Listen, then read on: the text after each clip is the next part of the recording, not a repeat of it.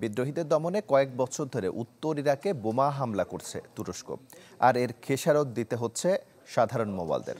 তাদের দাবি, এর ফলে চরম ক্ষতিগ্রস্ত হচ্ছে মধু উৎপাদন।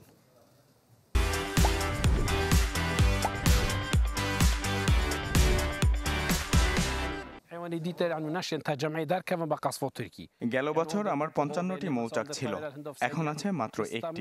তুরস্কের বোমা হামলায় সব ধ্বংস হয়ে গেছে, নতুন করে খামার গড়ে তোলার সাধ্যও নেই। এভাবেই নিজের ক্ষতি এবং অসহায়ত্বের বর্ণনা দিচ্ছিলেন উত্তর ইরাকের মৌচাষী লিজগিন মোহাম্মদ। তবে বাস্তবতা হচ্ছে শুধু এই খামারই নন, তুরস্কের বিমান হামলায় ব্যাপক ক্ষতির মুখে দুহুক প্রদেশের বেশিরভাগ খামারি।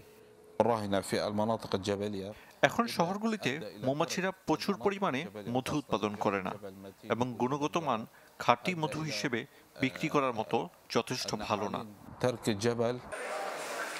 এর নেতিবাচক প্রভাব পড়েছে বাজারেও। ক্ষতির মুখে মৌচাষী থেকে শুরু করে এই খাতে জড়িত সবাই। এর জন্য রাজনৈতিক ব্যর্থতাকে কারণ বলছেন কৃষি প্রকৌশলী ব্যবসায়ীরা।